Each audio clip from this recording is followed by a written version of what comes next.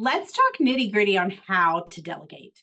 If you've watched my last couple of videos, perhaps I've convinced you that you need to delegate more, but sometimes it can be really confusing to go, but yet that's all nice, Carol, but how do I actually do this? So I want to share with you today the process that I use, the process that really works for me. So here you see a slide, and this looks like a lot of steps, but the reality is once you get the hang of it, and depending on how big of a thing you're delegating, this can go pretty quickly, right? The first thing is define the outcome needed. We talked in my very first video on delegation, I talked about delegating responsibility versus task. So in order to do that well, you need to define the outcome so that you can share with the person that you're delegating what you expect the end result to be. Second, select the right person. So you want to make sure that you're delegating an outcome to somebody who has the skills and talents to do what you're asking them to do, right? That is a real quick way to get in trouble, is by delegating something to somebody that they don't necessarily have the knowledge, skills, it's not in their zone of genius or zone of excellence. And then you're going to come back frustrated because you're not going to get the outcome you need. So make sure you're selecting the right person. 3, this becomes really important. Explain the why. If the person has the skills and the abilities to do it, they understand the outcome, and they understand why this is important to you or important to the business, it can make a huge difference in their motivation to do this well. 4th, provide any resources that are needed. And you might even consider asking the person after you think you provided the resources, what else do you need, right? If I'm asking somebody in my business to create me a brochure, then I need to make sure that they have my branding guide, that they have access to my headshot, that they have access to any information that's going to help them come up with the copy for that brochure, etc. So make sure that you've thought through briefly what resources they need, so you're not leaving them out there not able to do what they need to do. 5th, kind of coming back to this, delegate responsibility and authority. So make sure they know what the boundaries of their responsibility and authority are. I want you to get to this outcome by this date. Here's the authority that you have. Here's what you probably should run by me versus here's what is okay for you to make a decision on your own. Having that clearly defined frees them up to make some of the decisions along the way, but it also frees you up not to worry about it because you know they've got this, right? Ooh, this one's a little harder.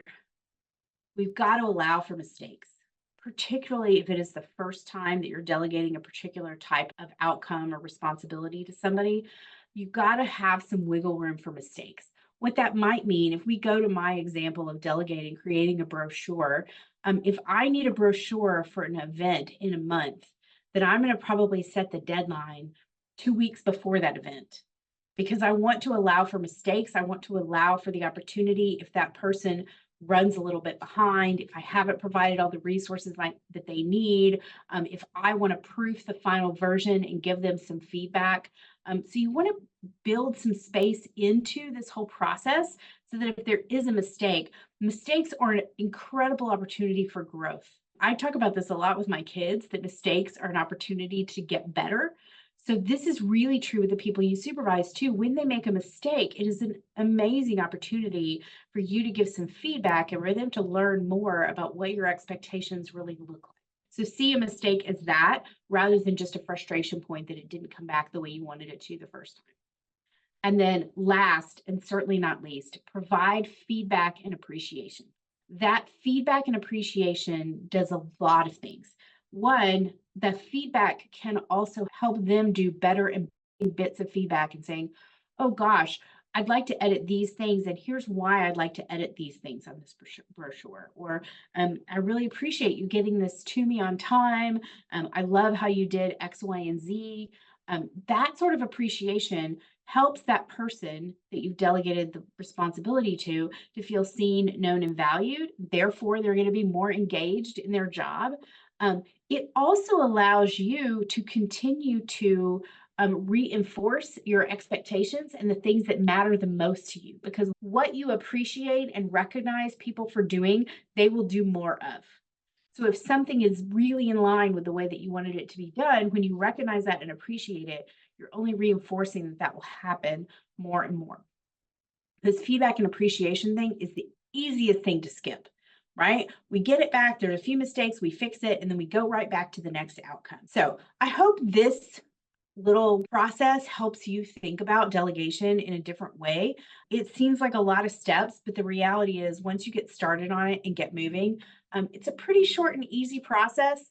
You'll get in the habit of it, but remember to make sure all along the process that the door is open for questions. That will help make the whole process better if the person knows that they have the responsibility and authority, but you are available to answer questions. So that's my process for delegating. Do you have a different process? Is there something I'm missing or something that you find really important in delegation? I'd love to hear about it below in the comments.